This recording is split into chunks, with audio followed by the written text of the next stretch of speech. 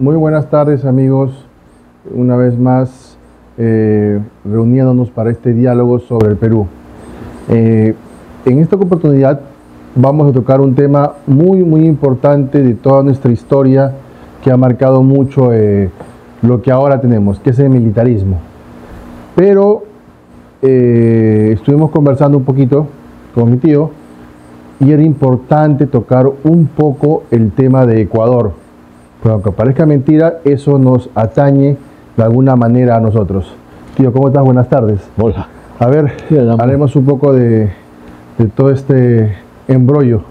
Sí, el fenómeno militarista que vamos a tocar más adelante se origina fundamentalmente, ya lo hemos dicho, por el vacío de poder que se regenera con el advenimiento de la independencia. Un vacío de poder porque no a la ausencia de una clase dirigente. Pero vamos, como ha dicho Alex, a tomar el tema de Ecuador, pero preocupante, muy preocupante, y que nos es muy cercano, porque tiene un mismo origen. Es un movimiento que ha sido básicamente delincuencial, es más delincuencial, un movimiento alentado, propiciado por la delincuencia, narcotraficantes y otros delincuentes. Y no está muy lejos de la experiencia que también nosotros Quiero comentar, vivido. parecido a lo que pasó, ¿no? Porque nosotros hemos tenido acá una movilización asalariada. Hemos tenido una movilización de gente que venía con nómina y pagadores de salarios y de alimentos. O sea, una protesta subvencionada. ¿Y subvencionada por quiénes? Tiene que ser por la informalidad. Y la informalidad es los narcotraficantes, obviamente, y los mineros informales. A lo que no les conviene que el Estado esté definitivamente muy bien puesto. Pero entonces hay que tener cuidado con eso, porque la gravedad del problema en Ecuador puede reflejarse en la repetición de la experiencia que ya nosotros hemos vivido, ¿no? Yo creo que ellos quedaron un poco escarmentados porque invirtieron para lograr objetivos mayores que no cumplieron, y creo que la empresa les resultó bastante cara. Claro. ¿No? Pero en todas maneras hay que estar alerta. Sentimos mucho la quiebra de la institucionalidad en Ecuador y nos da mucha esperanza el comportamiento cívico que han tenido sus líderes políticos de todos los grupos y fundamentalmente las instituciones tutelares, como el ejército, por ejemplo, ¿no? Eso es, digamos, como lección positiva. Sí, se ha visto un comportamiento del ejército bastante eficiente, ¿no? Así, y muy rápido y además muy defendiendo la constitucionalidad. A pesar que me pareció haber escuchado por ahí, no sé si vi en las redes, que la famosa Corte Interamericana de Derechos Humanos lo estaban criticando, ¿no? Porque estaban usando la fuerza. ¿Pero con qué van a contrarrestar eso? ¿Con chapitas? Tiene que ser con algo que sea... Si te atacan con armas, tiene que ser que las armas han sido hechas para ser usadas en circunstancias de violencia como esta. Claro. Si ellos atacan con armas, la civilidad tiene que ser defendida por sus fuerzas armadas. Claro, y acá en el Perú, ¿te acuerdas que fue terrible? Tomaron un aeropuerto, eso ya era un acto terrorista. Y en vez de verlo como acto terrorista, esta corte lo veía como un reclamo. Es que está ideológicamente penetrada hace tiempo, ¿no? Por las corrientes antisistema, como se llama. Entonces todo lo que hace el Estado burgués es un atropello. Todo lo que hacen los angelitos que se levantan que bloquean carretera, que queman comisarías, que han quemado fiscalías, han quemado a un policía. Ahí sí eso no pasa nada. No pasa nada, es parte de la protesta. Entonces hay que estar alertas porque el antisistema existe, el lumpen existe, y los intereses económicos fuertes también en capacidad de solventar. Realmente una duda. En la época donde había, pues, digamos, unos conflictos ideológicos del APRA contra el comunismo, por ejemplo, apoyaba ese tipo de reclamos casi terroristas en esa época.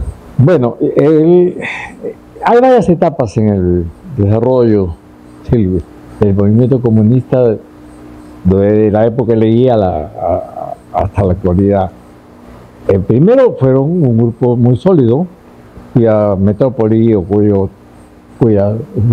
modelo era Moscú, fundamentalmente. Claro. Y esos grupos se dividieron en los años 50 y tantos entre dos vertientes, una moscovitas y otros dependientes del comunismo pequinés, o sea, del comunismo chino. En ambos había diferencias, mayor radicalismo en el llamado modelo chino y un poco más conciliadores los dos grupos que se llamaban moscovitas. Así llegaron hasta los años 60. A los años 60 aparecen otros grupos de izquierda independientes, vanguardia, bueno, se llamaban en general progresistas, también defendían las tesis marxistas, pero ya se tomaban distancia de las metrópolis que antes eran como la Roma para los católicos, ¿no? Moscú y Pekín. Eso fue generando vertientes, algunas mucho más radicales que otras, ¿no? Y en ese proceso es que viene luego en estos grupos que ya lindan en lo mesiánico, ¿no? Ya en la locura violentista sin respeto alguno por el sistema. Esas tendencias violentistas buscan destruir al sistema desprestigiándolo, ¿no? Desprestigiándolo, haciendo notar los errores, multiplicándolos, ampliándolos y atacando a las instituciones. No les interesa.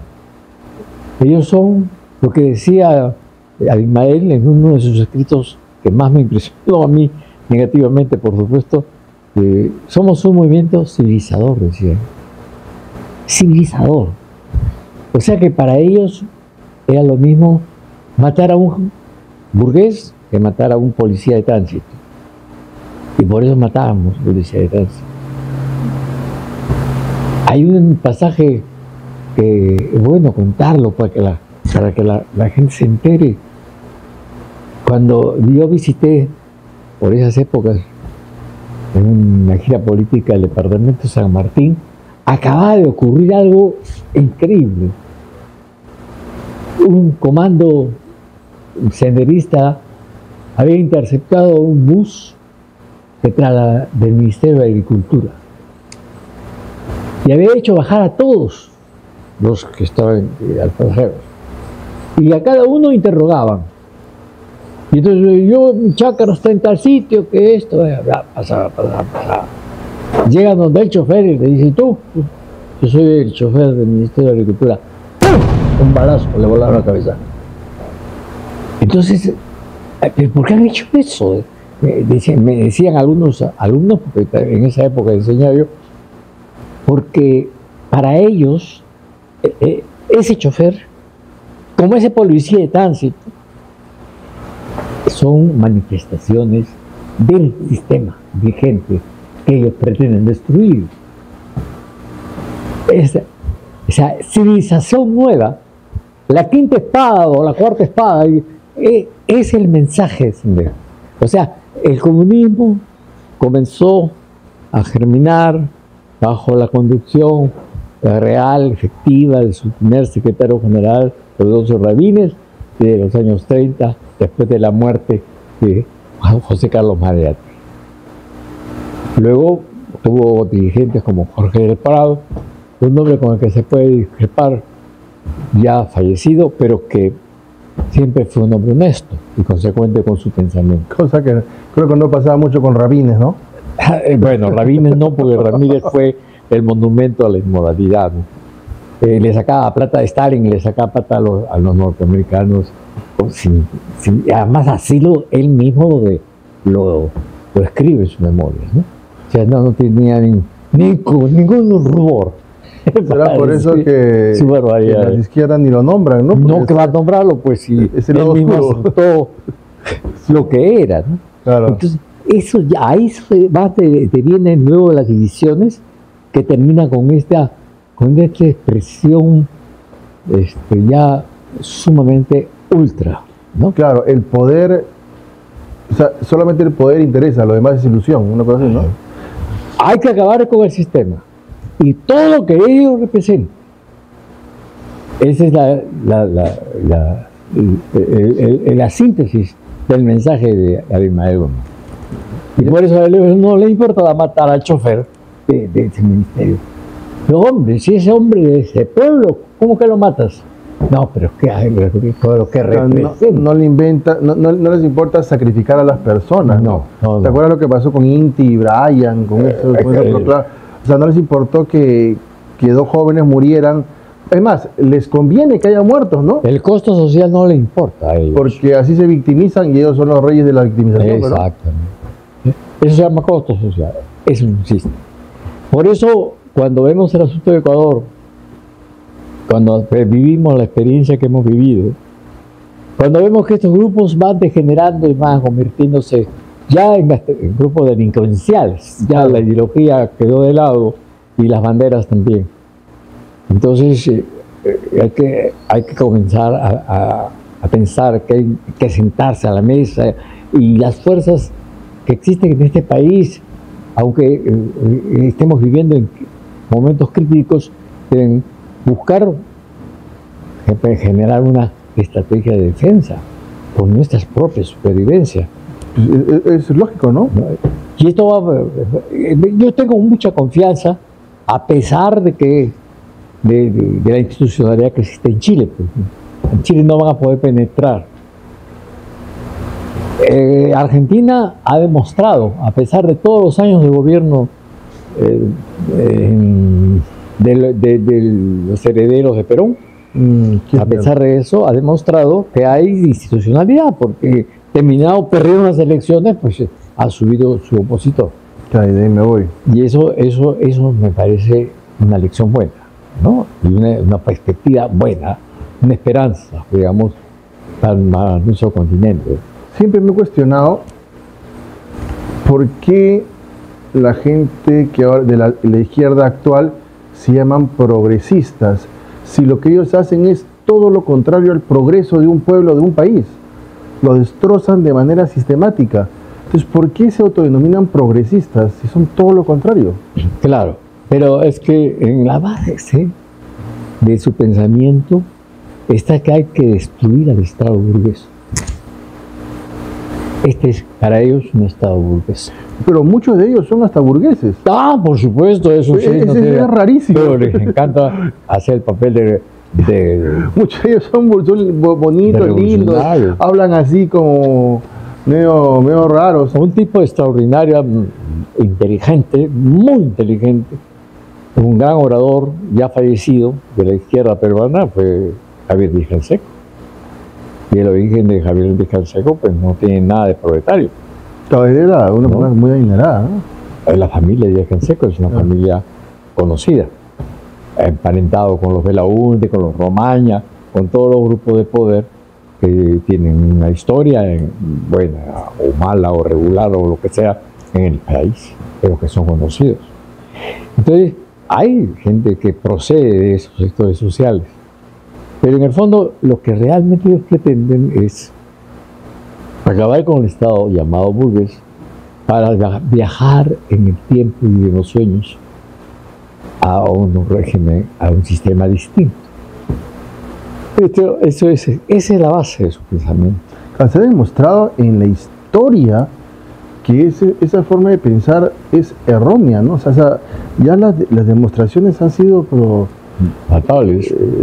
Cuba, Venezuela. Corea del Norte, no sé, Vietnam también tiene una parte comunista. O sea, se ha demostrado. Ahora Vietnam es capitalista. Pero hay Vietnam del Norte y Vietnam del Sur. Claro. No. Si Vietnam ya es un solo país que Ya. bajo la bandera de Ho Chi Minh ahora es un país capitalista. No, mira, ve. Ya derivó el pensamiento radical de izquierda, puede ser que haya quedado en los discursos de ellos, pero si tú das una mirada al panorama de esos países asiáticos, Vietnam ahora está, igual que Singapur. Ya, si y mal no otros países. recuerdo, Vitel, la empresa Vitel de celulares, es vietnamita. Es vietnamita. O sea, es una transnacional vietnamita. Pero no hay tal, ya no. Ahí no hay ya ni vestigio. En una época existió Vietnam del Norte y Vietnam del Sur. Entonces, lo que ahora mueve a mucha ala de esa izquierda es tal vez el resentimiento social, ¿no? Porque muchos pertenecen a la burguesía que tanto desprecian, pero siguen teniendo esas actitudes contrarias al país donde viven, ¿no? Bueno, puede haber y no, pero tú mismo has destacado ahorita, ¿no? Hay algunos líderes, muchos de ellos, que sin embargo pertenecen a la clase media alta. Entonces, ¿resentimiento de dónde? ¿De dónde? ¿No? Bueno, o sea, Puede ser que ¿cuál es la o sea, en qué se basan para dispararse a los pies, ¿no? puramente ideología, nada más. Porque nunca han tenido una experiencia exitosa en el mundo. Nunca más. Entonces significa que si sigue insistiendo en esos temas, en algunos casos, no en lo que estamos viviendo ahora, que es el lumpen, es simplemente por una especie de desfogue. Yo me acuerdo de un político, Henry Peace. Por ejemplo, Él era de Izquierda Unida y de ahí se fue con Toledo y postuló con Toledo, el partido de Toledo al Congreso. Entonces, era un hombre muy inteligente. Henry Peace, yo lo traté en más de una oportunidad cuando era concejal, antes de ser congresista. Recuerdo que ellos se sentían miembros de una generación que era cercana a Alan García, porque casi contemporáneos. Un día yo fui al municipio porque ellos estaban preparándose, todos los que eran de esa generación, sin importar las diferencias políticas, ideológicas, iban a ir al Palacio a condecorar a Alan García. Y fueron al Palacio a condecorarlo. Increíble. Porque hay confusión muchas veces en esa actitud de estos hombres. Sí, es muy confuso entre lo que piensan, lo que hacen, lo que dicen y cómo viven. O sea, es bien contrario una con otra, ¿no? Hay un resultado, hay una inconformidad que no lleva precisamente a algo positivo. Es como dice, ¡viva la lucha popular! Mañana sale mi avión a Nueva York. ¿No? Vamos a ahora sí tocar un poco el tema. Vamos a retomar el tema de eso. ¿Cuál es el propósito? A lo largo de todos estos años, desde que ya he dejado el aula, pero estando en el aula, he pretendido por todos los medios aclarar estos mitos, estas informaciones no tan verídicas, algunas falsas, sobre los hechos históricos o los personajes en nuestra historia. Y eso se debe a una razón que tiene su relación con las dictaduras. Por ejemplo, en otros países, por hablar de Chile, por ejemplo, el historiador que se investiga, entre los más grandes que tiene Chile, es Vicuña Mackenna. ¿Perdón, quién? Vicuña Mackenna. Ah, ya. El padre de Chile. De Chile, claro. Ahí no hay textos escolares que se preparan en el Ministerio de Educación, en donde políticamente se orienta a que esto se nombre, esto no se nombre, que este personaje se satanice y a este se le levante, claro. ¿no? Acá sí hay eso, todavía existe. ¿Yo por qué tengo que haber conocido a Basadre en la universidad? Yo no he conocido a Basadre en el colegio. En el colegio tú tampoco has conocido a Basadre, ni te han encomendado que investigues a Basadre. Nada. Basadre sí es un historiador, como Nieto es un historiador, como Raúl Porras es un historiador, pero ninguno de esos personajes aparece en esta currícula escolar. Son libros preparados por la burocracia del gobierno de turno. Entonces, por ejemplo, durante los 12 años del gobierno, o los 8 años del gobierno de Fujimori, perdón, de Odría, el APLA no existía. Ahí en la torre no existía. O era un gángster. En los 12 años del gobierno militar, casi no mencionan a ella la torre. ¿Por qué? Porque el Ministerio de Educación hace el texto, ¿no?, de acuerdo a la orientación. Y si es una dictadura, a la imposición del gobierno dictatorial de turno. Entonces, eso ha contribuido a desnaturalizar hechos históricos y a silenciar. La primera publicación que sale del libro de los 7 ensayos de Mariátegui, que saca su familia, obviaron o quitaron del original las citas que Mariátegui hacía de la Torre. No menciona a la Torre para nada en la primera edición, que salió en 1956 en Democracia. La editó la Minerva, que era la empresa de los Mariátegui. No estaba ahí la Torre. Pero se olvidaban que habían contemporáneos pues, de Mariátegui, como Luis Alberto Sánchez, que tenía copia de lo que había escrito Mariátegui en original, y otros que vivían todavía en ese momento. Y entonces llega y dice, ¿y esto? Como dice ahí en la Torre, creo que está. ¿Y estas citas? ¿Dónde están estas citas? ¿Qué hace Mariátegui? Excluyeron ahí en la Torre de los 7 ensayos. Y es una atrocidad, es un delito. Y se hace con la figura de Mariátegui. Bueno, Cambios parciales del autor, ¿no? Los silencian. Entonces, ese es el primer error, que es consecuencia de la dictadura, porque los gobiernos dictatoriales no le daban las informaciones, arreglaban las informaciones de acuerdo a sus intereses, sin necesidad de quienes no eran sus adversarios. Entonces, eso ha contribuido a que exista una serie de mitos en relación a la historia del Perú, ¿no? Inclusive, yo diría que hasta ciertos complejos de inferioridad que nos han inculcado.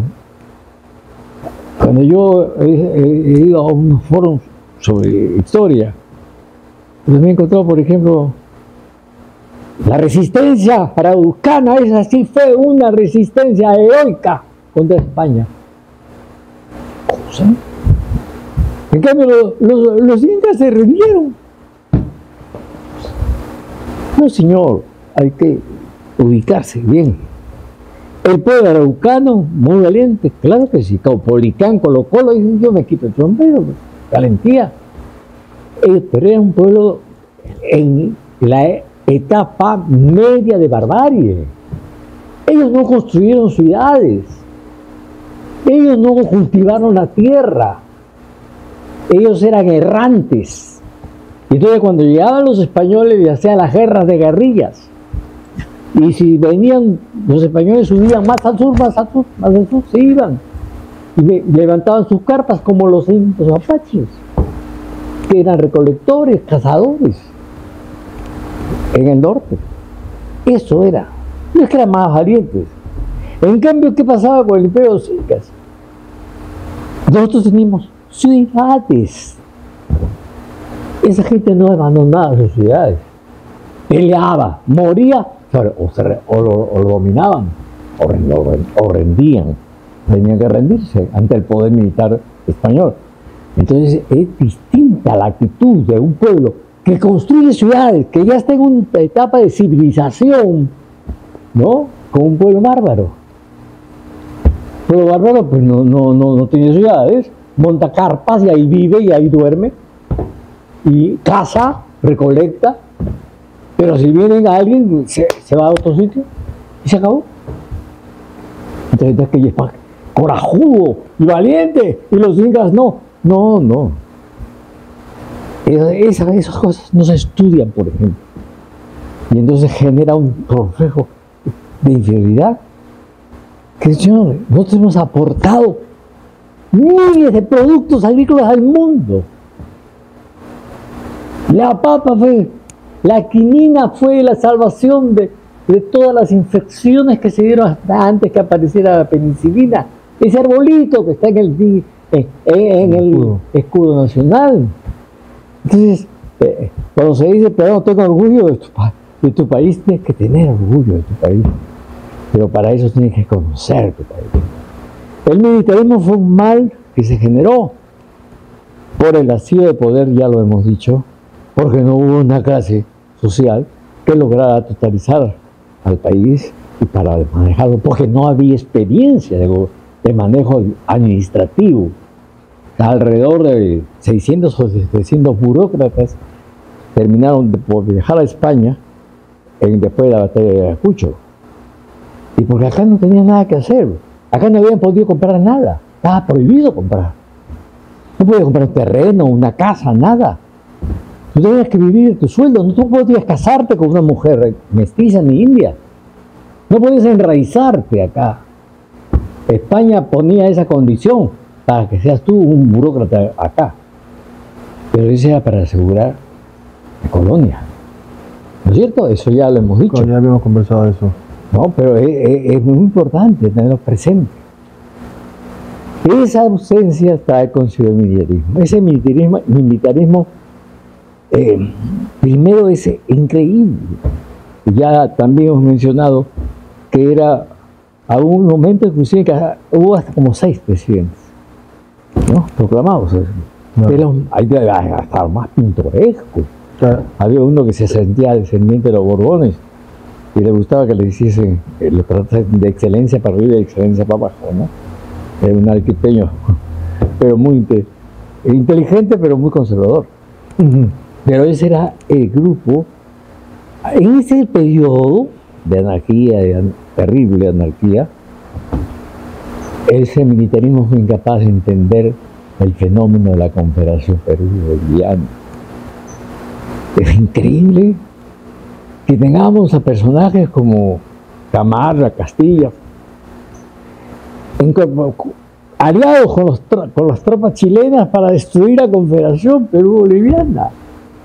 Si la Confederación Perú-Boliviana se hubiese mantenido, nunca no hubiese existido la Guerra del Pacífico.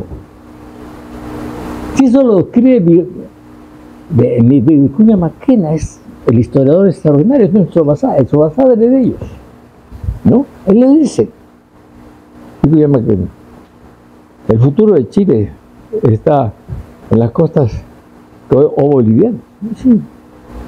Y si es posible, pero el proyecto original del militarismo chileno era llegar a Arequipa, ¿no?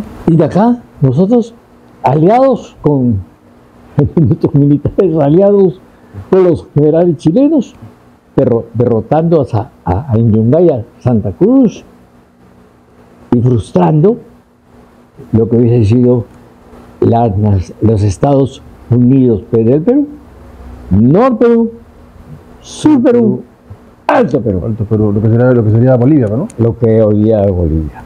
¿No? Es imperdonable, es un error. Pero es que es militarista. No tenían sentido, los chilenos sí, porque ellos sí tenían una clase social preparada para gobernar. Esa era su ventaja. Nosotros no. Es para nada lo mismo pelear, si es posible, fusilar a Santa Cruz, ¿no? Esos nacionalismos absurdos, extremos, del poeta Salaverry, pues, por favor. Pero ¿qué es lo que originó que no funcionara esa confederación? No, el sencillo, que no lo aceptaron. O sea, no hubo una aceptación de parte de los militares, entonces. No, los militares, pues. Pero eso fue alentado por Chile. Porque al que realmente no le convenía era al gobierno chileno. Porque ellos tenían planes de expansión hacia el norte. Si se armaba una potencia al norte de su país, ellos eran una tripita, pequeñita, ¿no? Nunca iban a poder desarrollar. Además corrían el riesgo que esa potencia del norte se los comiese a ellos. Claro. Entonces era una lucha por su supervivencia también. Si tú piensas en el papel de los chinos, ellos estaban cumpliendo con los intereses de su propio país. Los que estaban fuera de foco totalmente eran nuestros generales. ¿No es cierto? Porque ellos no sabían, no tenían conceptos de eso, menos estrategia. Ellos eran militares. Y se acabó. Es el mal del militarismo. Es no solamente la existencia de tantas dictaduras, sino el que no se demora hasta mediados de 1840 y tantos, ¿no? 45, todas las leyes que existían en el Perú eran leyes de España, de la colonia española. Ni siquiera teníamos leyes propias. Había dos constituciones, pero esas dos constituciones no funcionaron, porque las dictaduras se encargaron de desnaturalizar.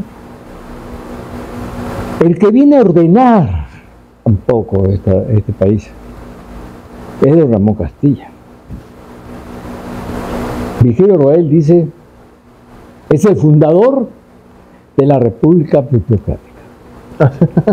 ¿Cómo así? Así pues, porque él funda una república, realmente se funda con él. Lo que existía un caos, no existía por república, no existía nada, si las leyes eran de la colonia. Castilla es el que ordena la república, pero ¿para qué? Para entregarse a quienes eran el poder económico, a la plutocracia. Por eso dice, Castilla es el fundador de la república plutocrática. Pluto es dinero, carato es gobierno, el gobierno de los ricos. O sea, la burguesía. Bueno, burguesía no se puede llamar la plutocracia, porque burguesía es una clase distinta. Hay una desnaturalización de conceptos. Los comunistas han tenido la culpa de eso porque hablan de burguesía como una facilidad increíble. ¿Sabes cuándo nace la burguesía? Bueno. La burguesía nace de las entrañas de la Edad Media. Y uno de los responsables que exista la burguesía son los franciscanos. ¿Así? ¿Cómo así? Este es un pasaje histórico. Nadie conoce ni estudia algunos personajes de la iglesia o estudian solo la parte anecdótica, como el caso de Antonio de Padua. Antonio de Padua es un santo. Yo lo venero, lo veneramos. Pero más lo conocen como si fuese un casamentero, ¿no? Claro. Hasta lo ponen de cabeza o lo ponen de pie, ve lo que le da la gana. Pero tiene un mérito histórico extraordinario. Claro. Cuando Francisco muere, él es el que toma la batuta. Claro, creo que Antonio de Padua fue el primer sacerdote de la orden franciscana. Exactamente. Claro. Y no solo fue el Porque primero. Francisco no se ordenar. Claro. Era un hombre santo, sí, pero no se llegó a ordenar. O sea, bueno, pero Antonio tiene otra virtud. Mientras Francisco en su administración se dedicó a que recuperáramos los santos lugares de Jerusalén, Belén y todos los de la tierra sagrada, y lo consiguió, porque los franciscanos fueron favorecidos por el sultán y les entregaron la administración de los lugares sagrados cristianos. Antonio fue un hombre más práctico. Antonio dedicó a sus frailes y a sus colaboradores a ayudar a los siervos de la plebe. ¿De qué manera? Los siervos eran enganchados por los señores feudales con deudas antiguas. que heredaban los hijos y los nietos y los nietos, Claro. y que nunca podían pagar. Entonces, Antonio, con esa capacidad que tenía, porque era realmente Era muy inteligente. extraordinario, Era muy inteligente, Muy inteligente era. y muy bello, por eso lo han desnaturalizado, la voz. Pero históricamente, ¿qué hace Antonio? Antonio organiza a quienes eran religiosos y amigos de su congregación para ir a reforzar el trabajo de esos siervos. O sea, comienza a pagar la deuda con el trabajo reforzado por ellos. O sea, los frailes van a trabajar con los siervos para pagar sus deudas. Y además consiguen que sus dueños, los amos, los señores, sean más justos, no los tramposos, Claro. para amarrarlos permanentemente. ¿Y dónde se van esa gente? Esos siervos que salen de la gleba que pagan sus deudas al costado de los castillos. ¿Y de qué viven? Son artesanos, hacen zapatos, hacen ropa, hacen objetos de muebles, y ese es el comienzo de la burguesía. Porque pues, ahí viene la palabra burgos, burguesía. Y ahí nacen las ciudades, al lado de los castillos. ¿Y quiénes son los pobladores?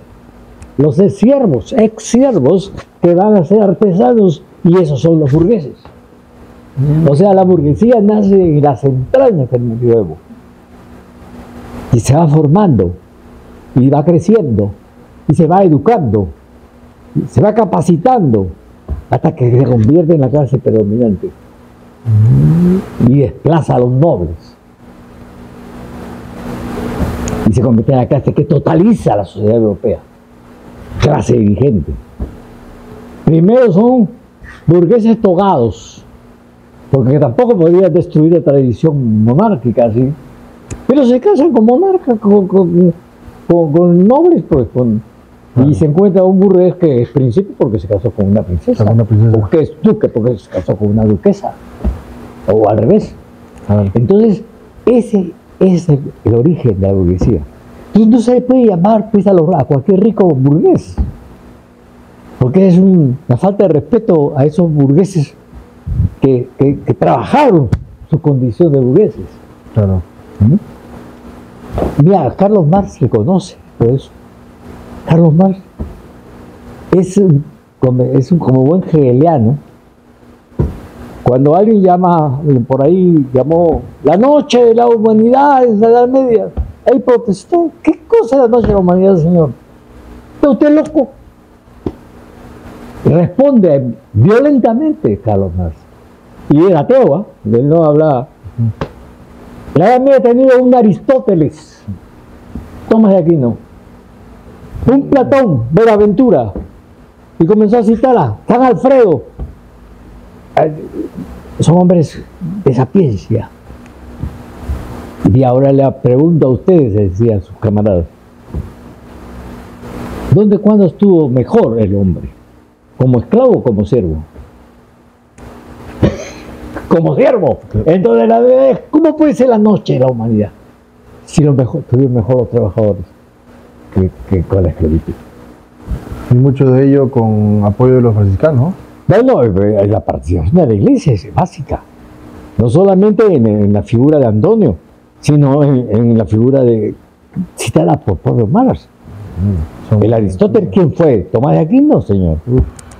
¿No? Y nadie se acuerda de San Buenaventura. Buenaventura del Platón era franciscano y eran contemporáneos. San Buenaventura llegó a ser obispo. Dicen que las universidades han sido creadas gracias a la iglesia, ¿no? Claro, la iglesia creó todo eso. Por eso es impresionante cómo se ha desnaturalizado ya todo. Todo se desnaturaliza. Marx era ateo, pero Marx no negaba las verdades históricas. Y entonces cuando a él escuchaba hablar de eso, de la noche de la humanidad, ¿qué noche de la humanidad? Los reprendía. Entonces, el problema en el Perú puede ser la negación de hechos históricos. No conocer, simplemente no conocía. Y que son tergiversados, ¿no? Pero ¿qué pasó? En el caso peruano, no hubo burguesía porque no hubo industria. No, tampoco hubo clase política, una clase Y la clase dirigente no se forjó. No se forjó, no Y la burocracia se la llevaron los españoles. Ya, no les interesaba. No habían hecho raíces, no habían hecho hogar. Entonces, cuando viene el Tratado de Paz y el reconocimiento de la libertad del Perú, los burócratas se van, no tienen nada. Claro. España no les permitió. En las conversaciones anteriores he hablado de la perniciosa labor del cura de Agasca. ¿Ah? Y ahí los asesinatos tremendos a los conquistadores. Sí, el propio hijo descendiente de Pizarro lo mataron. Eso fue crueldad, pero era necesario para España. España sabía que no podía mantener por mucho tiempo, como lo tuvo tantos siglos, el dominio sobre el Perú, si no hacía eso. Bien, un poco ya para cerrar el capítulo de hoy, quiero que me sintetices un poco qué es lo que nos han dicho del militarismo y lo que es. Yo primero, claro, el militarismo era la anarquía en los primeros años hasta el gobierno de Castilla. La anarquía en la que no había ningún tipo de estabilidad, ningún presidente salvo Echenique duró 4 años. Todos los demás entraban por una puerta y a Lima y salían por la otra. Y entraba otro nuevo. ¿No? Por eso se llama esa etapa, lo llama bien Basadre, la anarquía militar. Luego viene el periodo de Castilla, creo que lo vamos a desarrollar ya en otra oportunidad, es el ordenador de la República. Es el que crea el Estado plutocrático. Y entonces se favorece a la clase dominante que estaba pues con esa anarquía, tampoco podía producir, claro. ¿No? Pero se favorece de varias formas. Entonces vamos a tratar en la próxima entrevista, por ejemplo, qué pasó con los esclavos. Se multiplicaron. Si los esclavos tenían un promedio de vida de 30 años, no más, se morían antes. Y San Martín le había dado la libertad de vientre. Significa que nacía un negrito. Después del 8 y ellos tomaban en serio, ¿verdad? Claro. El negrito no es ningún dócil, defendía su libertad. Y yo nací después del 28 de julio y yo soy libre. Se acabó el asunto. Se acababa el asunto. Muy bien. Entonces, en 1800, a mediados del siglo XIX, ¿cómo podían haber alrededor casi, como dice Virgilio Roel, alrededor de 50 o 60 mil esclavos? Son 60 mil, ¿no? No podía haber, era imposible. Tendría que en términos muy optimistas, habían 10.000, y esto es mucho. Sin embargo, se entregaron cartas de manumisión por más de 60. Y ese dinero que pagaba el Estado peruano a los dueños de esclavos era dinero que salía del tesoro. Creo que en esa época el guano estaba claro, ¿no? Pues ya tenía ingresos por el guano y además había cómo sacar dinero. El Perú era un país todavía rico en todo. Pero no solamente eso, la deuda por la independencia. Te pasaron facturas. Los hacendados pasaron facturas. Señor, yo le entregué a Bolívar y a Sucre 1000 vacas. Acá está mi recibo.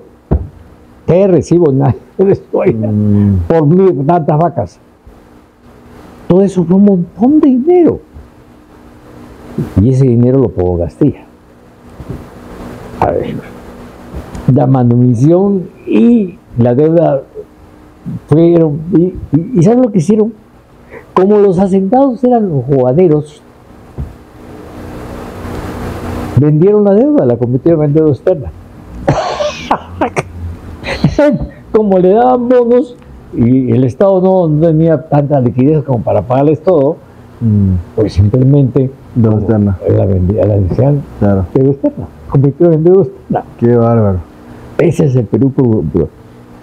Pero hay que agregarle alguna cosa más. Sobre Castilla vamos a desarrollar cosas, tiene cosas positivas, por supuesto. Pero, por ejemplo, eso de la libertad del esclavo es un mito. Eso no es tal. La libertad se dio con la libertad de vientre, y el que peleó mucho fue un general Castillo, no Castilla, que no llegó a la presidencia porque fue parte de la anarquía militar y que se levantó por la libertad de los que eran esclavos. Bien tío, ya cerrando, quisiera que nos des el consejo del día. ¿Cuál sería el consejo del día que nos puedes dar? El consejo del día, pues, eso se lo dices tú porque yo soy viejo. Pues, No, de ti es todo un... Yo lo que les he pedido siempre a mis alumnos cuando están en el aula es que procuren todos los días aprender algo nuevo. Que escuchen a los mayores, que tienen experiencia suficiente, o que busquen sus verdades. Eso es importante. Es la única manera de ser libres. Hay que saber ser libres. Es hasta bíblico, porque yo me acuerdo, no sé en qué pasaje del Antiguo Testamento, dice que las canas es la corona del justo. Entonces, en países desarrollados, donde mantienen sus tradiciones, y países que no han sido doblegados, son países en los cuales han respetado y le han dado su lugar a la gente de la tercera edad, ¿no?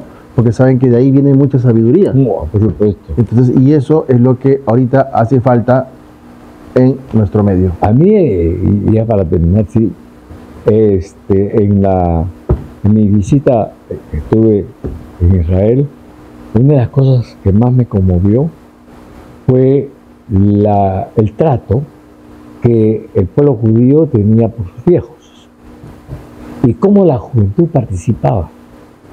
En cada pueblito había siempre una glorieta, y ahí los jóvenes llevaban a los viejitos y hacían pues fiesta y bailaban. De todos los días especiales que se dedicaba sacaban a los ancianos. Ese pueblo rinde tradicionalmente, ¿no?, un culto de veneración, de respeto a los mayores. Claro, y eso se ha pasado generación en generación. Por eso que son pueblos, países, en fin, pues que fuertes, ¿no? Fuertes, sólidos, Claro, a pesar de que son pequeños, en fin. ¿Por qué? Porque tienen muy enraizadas muchas tradiciones y aprenden mucho de su gente mayor, ¿no? Donde cual se saca mucha de la sabiduría. Y además son pueblos milenarios que tienen historias y no olvidan su pasado. Claro, porque si no tienes, ¿cómo es el dicho? Aquel que no sabe su historia tiene el peligro de repetirla. Hay que no repetir sus errores. Sus errores, ¿no? La cuestión es esa. Pero el problema es que aquí se ha desnaturalizado la historia. Entonces han aparecido muchos mitos, muchos héroes falsos de pie de barro y se ha ocultado momentos interesantes en la historia del país que quisiéramos sobresalir, que sobresalga para que la gente conozca. Hay muchas más razones para sentirse orgulloso de ser peruano, pero casi siempre sacan las cosas negativas. Claro. Bien amigos, damos por culminada la charla de hoy, esperando que les haya sido de su agrado, y vamos a ir complementando en las siguientes porque hay muchos temas por tocar. Muchas gracias y hasta la próxima. No olviden visitarnos por nuestras redes sociales, también seguirnos por Spotify y suscribirse al canal y darle like al video. Bien, muchas gracias.